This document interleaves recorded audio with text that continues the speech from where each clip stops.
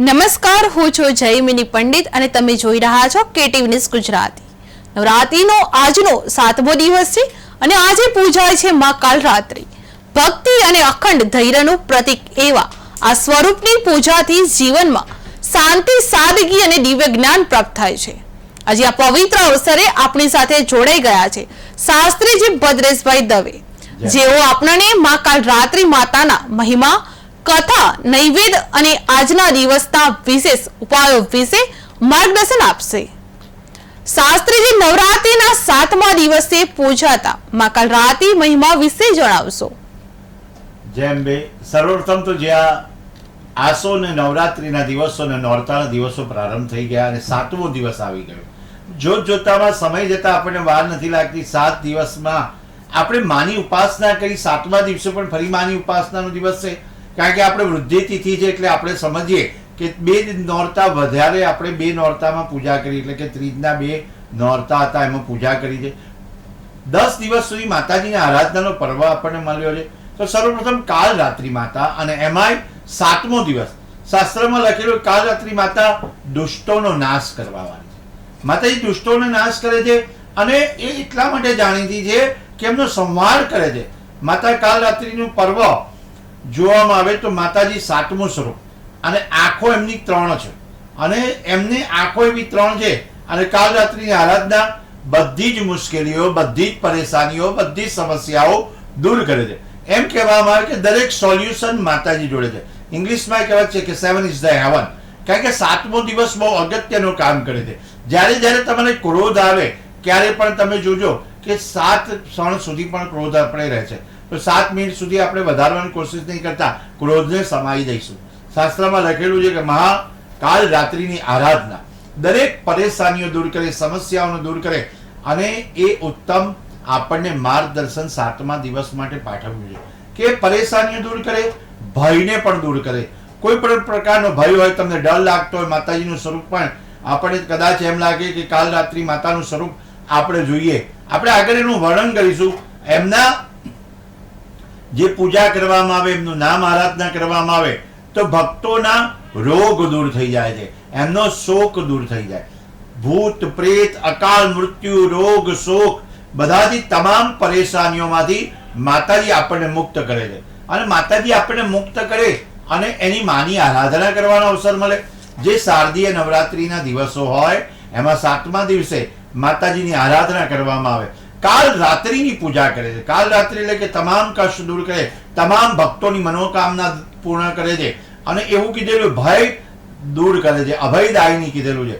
અને એમનું સ્વરૂપ છે ને ભલે રૌદ્ર હોય, માતાજીનું સ્વરૂપ રૌદ્ર, પરંતુ એ ભક્તો માટે કલ્યાણકારી સાબિત થાય છે। મેં પહેલા પણ કીધું ને કે જ્યારે ભક્તોને માતાજીની આરાધના કરવાની હોય, અવસર પ્રાપ્ત થતો હોય ત્યારે રૌદ્ર સ્વરૂપ હોય પણ આપણને સરસ રીતે એ આપણને માર્ગદર્શન આપે, કલ્યાણકારી।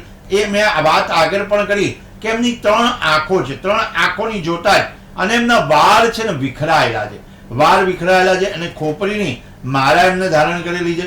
4 હાથ છે, માતાજીના 4 હાથમાં બિરાજમાન, જુદી જુદી રીતે શક્તિઓ બિરાજમાન થયેલી છે અને માતાજીએ એ સ્વરૂપ ધારણ કર્યું છે કાલરાત્રી માતા, જ્યાં માતાજીની ઉત્પત્તિ પણ એમ કીધેલી છે કે કારણ કે દુષ્ટોનો સંહાર, જ્યારે દુષ્ટોનો સંહાર કરે, નાશ કરે, આ રૂપ ધારણ કરીએ, દૈત્ય, શુંભ, નિશુંભ અને રક્ત બીજનો વધ કરવાવાળી માં ભગવતી માતાજીનું રૂપ લીધું છે।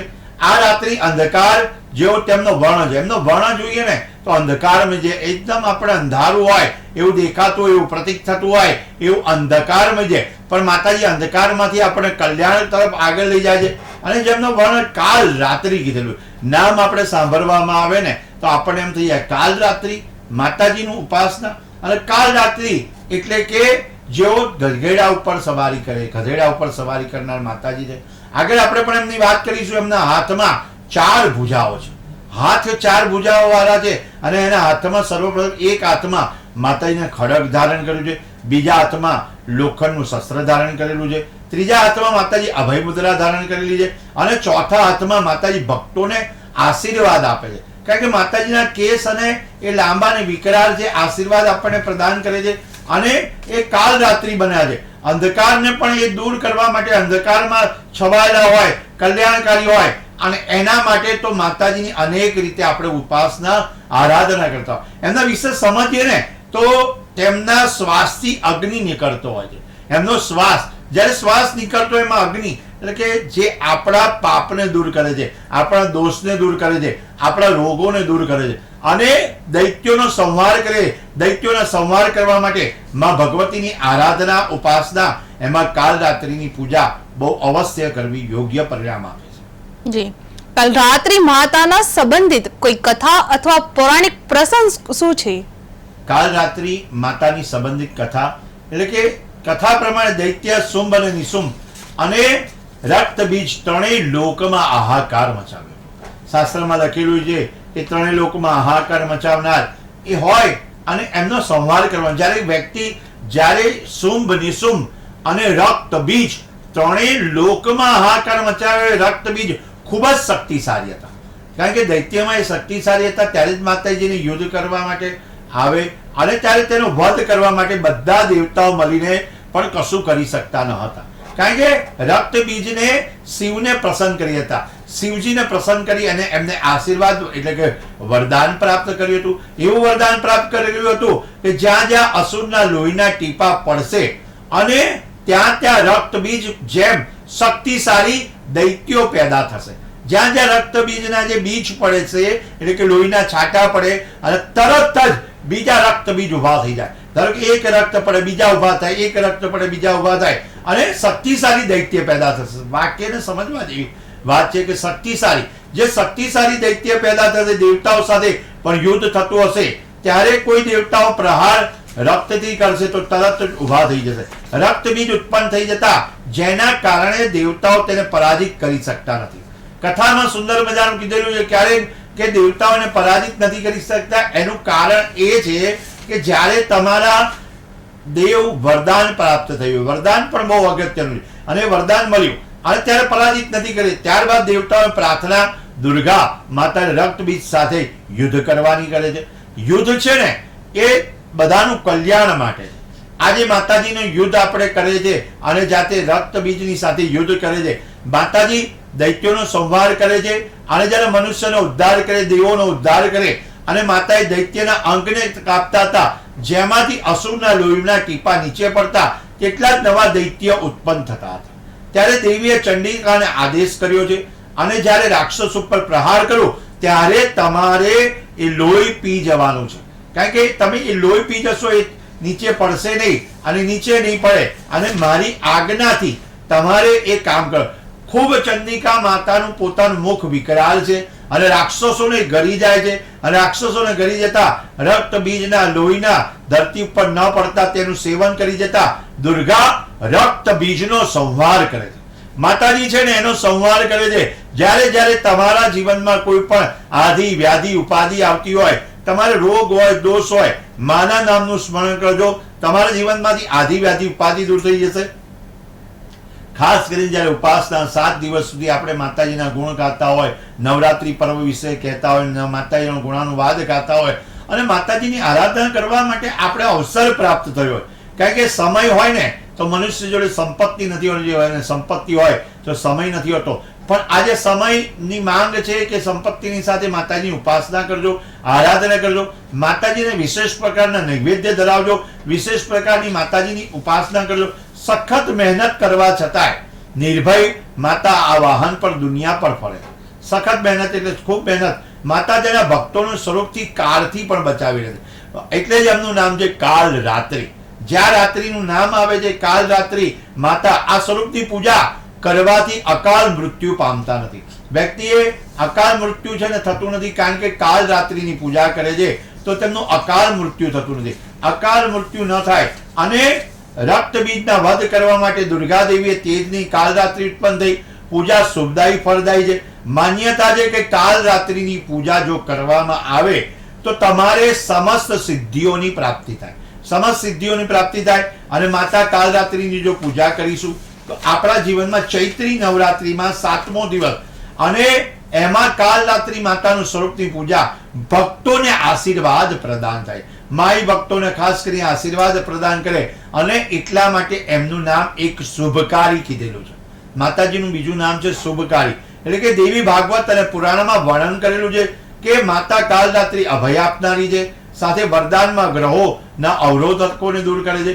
કોઈ પણ પ્રકારના ગ્રહ નડતા હોય, ગ્રહની ઉપાસના કરવાની હોય, ત્યારે આજે આપણે કાલરાત્રિ માતાની પૂજા કરવાની. આજનો દિવસ અવસર પ્રાપ્ત થયો, તમને એ અવસર લેવાનો.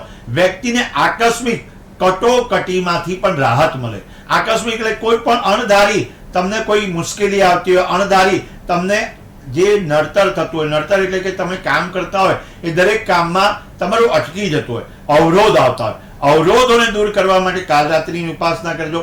દુર્ગા માતાનું જે ત્રીજું સ્વરૂપથી માંડી અને સાતમા સ્વરૂપ લગીના જે દેવીઓ છે એની ઉપાસનાનું મહત્વ 1, 2 દરેક દેવીનું મહત્વ તો લખેલું છે, પણ ત્રીજા દેવીની ઉપાસના કરવાની એટલે કે આપણે ત્રીજના 2 દિવસ એટલે ત્રીજની પણ ઉપાસના કરી દેવીની, અને સાથે સાથે સાતમું નોરતું એટલે કે સ્વરૂપ માતાજીનું કાલરાત્રિ, અને તેમનો રંગ છે ને અંધકાર એટલે કે કાળો, અને એટલે જ એમને કાલરાત્રિ કીધેલું છે. કાલરાત્રિની ઉપાસના કરશો, આરાધના કરશો તો કોઈ પણ પ્રકારનું તમારા જીવનમાં કાળા જાદુ એટલે કે બ્લેક મેજિક તમને અસર નહીં કરે. ભક્તો આરાધના કરશે કાલરાત્રિની તો એ જાતકોને માતાજી ભક્તિ આપશે, પ્રદાન કરશે, સુખ આપશે, અને સાથે લખેલું છે કે રિદ્ધિ સિદ્ધિ સાથે પ્રદાન કરવાવાળા માતાજી. કાલરાત્રિ છે ને એમનું જે મહત્વ ખૂબ છે, એની પૂજા કરવા માટે અવસર પ્રાપ્ત થાય તો આજના દિવસે ખાસ કરી કાલરાત્રિ માતાની પૂજા કરજો. 7મા દિવસે માતાજીની ઉપાસના અને આરાધના કરશો તો સુંદર પરિણામ આપણને પ્રાપ્ત થઈ રહ્યું છે. આજના દિવસે માતાને પ્રસન્ન કરવા માટે કયું નૈવેદ્ય અર્પણ કરવું શ્રેષ્ઠ માનવામાં આવે છે? સૌ સરસ પ્રશ્ન તમે કીધેલું છે કે કારણ કે દરેક દેવીને નૈવેદ્ય ખૂબ પ્રિય છે. કાલરાત્રિ સપ્તમીનો તિથિ બ્રહ્મ મુહૂર્તમાં સ્નાનાદિ કર્મ કરી અને તમારે નૈવેદ્યમાં ગોળ અર્પણ કરવાનો છે. માતાજીને ખાસ કરીને આજના દિવસે ગોળ અર્પણ કરજો. ગોળ છે ને હંમેશા મીઠાશ પ્રદાન કરે છે. ગોળનું નૈવેદ્ય મીઠાશ પેદા કરે છે. એટલે ગોળ આપણે માતાજીને અર્પણ કરીશું. ગોળનું નૈવેદ્ય એમને અર્પણ કર્યું ખાસ કરી, અને આજના દિવસે તમે કાલરાત્રિ માતાને ગોળથી બનાવેલી કોઈ પણ વાનગી અર્પણ કરશો. કોઈ પણ વાનગી માટે દિવસમાં તમે પ્રાર્થના કરજો. ગોળ અથવા બનાવેલી એની વાનગી અર્પણ કરો અને એની પૂજા કરશો તો તમને લાભદાયી અને ફળદાયી સાબિત થાય. ગોળ છે ને હંમેશા ગળપણ છે, અને ગળપણ છે ને એ સટપણ પણ સારું રાખે, અને જીવનમાં તમારા ક્યાંય પણ જગ્યાએ ગળ્યું મોઢું કરશો અને મીઠી જબાન રાખશો એટલે કે ગળી રાખશો અને બધા જોડે વાતચીત કરશો તો તમારું કામ સારું થશે. કારણ કે શબ્દ શણગારે, શબ્દ સળગાવે, શબ્દ મારે અને શબ્દ તારે, તો તમારે હંમેશા જ્યારે માતાજીને પ્રાર્થના કરવાની કે જીભ ઉપર અમારી મીઠી વાણી રહે, મીઠાશ રહે, અને ગળપણમાં અમે ગોળ ધરાવીએ. જી, નવરાત્રિના 7મા દિવસે માં કાલરાત્રિ માતાના આરાધના કરવા માટે ભક્તો માટે કયા મહા ઉપાય શુભ ફળદાયક સાબિત થઈ શકે છે? સર્વપ્રથમ તો જ્યારે વાત કરીએ કે કાલરાત્રિ માતા જે 7મો દિવસ જે ભક્તિની આરાધના, એમના નેત્ર ત્રિનેત્ર છે, એ ભક્તિની આરાધના અને માતાજીની પૂજા સર્વપ્રથમ બ્રહ્મ મુહૂર્તમાં કરી લેવી જોઈએ. બ્રહ્મ મુહૂર્તમાં સ્નાન કરી લેવું જોઈએ. માતાજીની સામે દીવો પ્રાગટ્ય કરવો જોઈએ. દરેક પૂજા અર્ચનામાં હું કાયમ કહું છું કે દીવો પ્રાગટ્ય કરવાથી તમારા પ્રકાશની વાત, અને આ દિવસે તમારે લાલ પુષ્પ એટલે કે લાલ પુષ્પ ભગવાનને અર્પણ કરવાના, ગણપતિ દાદાને, અને લાલ પુષ્પ સાથે સાથે તમારે અર્પણ કરવાના માતાજીને. માં કાલરાત્રિની પૂજામાં મીઠાઈનો તો ઉપયોગ કરી શકાય છે, પણ 5 પ્રકારના ફળ એટલે કે 5 પ્રકારના ફળ અર્પણ કરવાના. અક્ષત, ધૂપ, સુગંધ, ફૂલ અને ગોળ, અને ખાસ કરીને કીધેલું પુષ્પ પણ લાલ પુષ્પ. એટલે લાલ એટલે કે તમારા જીવનમાં સુંદરમય પ્રતીક લાવે, તમારા જીવનમાં વિઘ્ન દૂર કરે, અને સાથે સાથે માંગલિક પ્રસંગ લાવે છે. લાલ પુષ્પ અર્પણ કરવાના છે, દીવો કરવાનો છે, માતાજીને ધૂપ દીપ નૈવેદ્ય બધું અર્પણ કરી માતાજીની આરાધના કરવાની છે. અને માતાજીની આરાધના માટે આજના દિવસે દુર્ગા ચાલીસાનો પાઠ કરી શકાય, દુર્ગા સપ્તશતીનો પાઠ કરી શકાય, અને સાથે લખેલું છે કે ઓમ એમ રીમ ક્લીમ ચામુંડા વિચ્ચે. આપણે દર પેઢી કહીએ છીએ કે આમ ઉચ્ચારણ કરતા રહેજો, આ જપ કરતા રહેજો. ઓમ એમ રીમ ક્લીમ ચામુંડા વિચ્ચે ઓમ કાલરાત્રિ દેવીએ નમઃ એ મંત્રનો જપ કરી શકાય. એ પણ ન ફાવે તો ઓમ કાલરાત્રિ દેવીએ નમઃ કેવલ એ મંત્રનું ઉચ્ચારણ કરવાથી પણ આપના જીવનમાં ખૂબ ફાયદો રહે. નૈવેદ્યમાં માતાજીને અલગ અલગ વસ્તુ જમાડો પણ અલગ અલગ વસ્તુમાં ગોળનું મહત્વ તમારે ભૂલવાનું નથી. ગોળથી ઘર પણ રહેશે અને ગોળ ધરાવવાનું છે. એવી કહેવત છે કે આપણા ઘરમાં ગોળના રવા આવે પણ ડોક્ટરની દવા ના આવે. એવું કીધું છે વડવાઓએ કે એ બધા કહે છે કે જ્યારે વડીલો કહે છે કે ગોળ તમારે ખાવો, ગોળ ખોરાકમાં લેવો અને ગોળ ખાવાથી તમારો થાક દૂર થઈ જાય છે. તો પર અંબિકા, જગદંબિકા, રાજરાજેશ્વરી, દુર્ગાદેવી, મહારાત્રિ, કાલરાત્રિ, મોહરાત્રિ એ દરેક દેવીની પૂજામાં અનેક ઉપચારથી આપણે કરી શકાય છે, ઉપાસના કરી શકાય છે. પણ આ ગોળનું નૈવેદ્ય કાલરાત્રિ માતાને ધરાવી અને આપણે સફળતા પ્રાપ્ત કરી શકાય છે. જી, શત્રુઓનો દુર્બુદ્ધિ દૂર કરવા માતાજીની ઉપાસના કરવામાં આવે છે. શાસ્ત્રમાં લખેલું કે તમારે શત્રુ હોય, એ કોઈ પણ પ્રકારના તમારા શત્રુ હોય, શત્રુની દુર્બુદ્ધિને દૂર કરશે. માતાજીની પૂજા કરશો, કાલરાત્રિની પૂજા કરવાથી તમારા શત્રુઓ એની બુદ્ધિ દૂર કરશે, દુર્બુદ્ધિ. આપણા પ્રત્યે વેર રાખતું હશે, આપણા પ્રત્યે ઝેર રાખતા હશે, એ વ્યક્તિઓ આપણાથી દૂર રહેશે. માતાજીની આરાધના કરશું તો કોર્ટ કચેરીમાં પણ તમારે વિજયની પ્રાપ્તિ થશે. ક્યાંય તમારે અટકાયેલા કામ જે છે શત્રુઓથી ઘેરાયેલા વ્યક્તિ હશે તો કાલરાત્રિની ઉપાસના કરજો, માતાજીની પ્રાર્થના કરજો. આ મંત્રનું ઉચ્ચારણ છે ને એ બહુ શુદ્ધ ભાવે કરજો. અલગ અલગ મંત્ર, અલગ અલગ દિવ્ય અનુભૂતિ થતી હોય એ પ્રમાણે માતાજીના જપ કરજો, માતાજીનું અનુષ્ઠાન કરજો. અને માતાજીનું રૂપ અલગ અલગ છે ને અલગ અલગ રીતે આપણને આશીર્વાદ પ્રદાન આપવા માટે આવે છે. અંતમાં આજના દિવસ માટે માતાના ભક્તોને આપ શું વિશેષ સંદેશ આપશો? સર્વપ્રથમ તો જ્યારે આપણે KTV ના માધ્યમથી જણાવવામાં આવે કે વિશેષ રજૂઆત કરી માતાજીના જે આ નોરતામાં આજનો 7મો દિવસ, કાલરાત્રિ માતાને પ્રાર્થના કરવાની કે આપણા બહારના શત્રુઓ તો આપણાથી દૂર રહે, પણ અંદરના શત્રુઓ કામ, ક્રોધ, મદ, મોહ, માયા અને અહંકારને આપણે દૂર રાખી એ માં ભગવતી તારી પૂજા અર્ચના અને આરાધના કરી શકીએ. અમારા જીવનમાં ક્રોધ આવતો હોય તો ક્ષણિક જેટલો ક્રોધ આવે. જે ક્રોધ છે ને એ આપણા જીવનમાં પોતાને બાળી બીજાને પણ બાળી નાખે છે. એટલે ક્રોધ નથી કરવાનો, લોભ નથી કરવાનો. અમારા રોગ અને અમારા સંતાપ દૂર થઈ જાય. માતાજીની આરાધના ખૂબ કરજો, માતાજીને પ્રાર્થના કરજો અને માતાજી એ જલ્દી પ્રસન્ન થવા વાળી છે. કાલરાત્રિ માતાનું ઉચ્ચારણ કરવાથી, નામ લેવાથી હંમેશા તમારે સદ્ય ફળની પ્રાપ્તિ થાય. જીવનમાં એક તમારા કુળદેવીની માળા નિયમિત કરજો. હું દરેકમાં કહેવામાં આવે કુળદેવીની માળા તમે નિયમિત કરશો તો તમારા જીવનમાં ફાયદો રહેશે. કુળદેવી સદાય સહાય કરવા વાળી છે અને માને પ્રાર્થના, કાલરાત્રિની પ્રાર્થના કે કુળદેવી પણ સહાય કરે. શાસ્ત્રીજી, આપના કિંમતી માર્ગદર્શન બદલ ખૂબ ખૂબ આભાર. માં કાલરાત્રિ માતાના પૂજનથી ભક્તોને અનંત ધૈર્ય અને જ્ઞાન મળે છે. નવરાત્રિ વિશેષ શ્રેણી સાથે ફરીથી મળીએ આવતીકાલે. જોતા રહો KTV ન્યૂઝ ગુજરાતી. સમસ્યા તમારી, ખબર અમારી. જય માતાજી. જય માતાજી.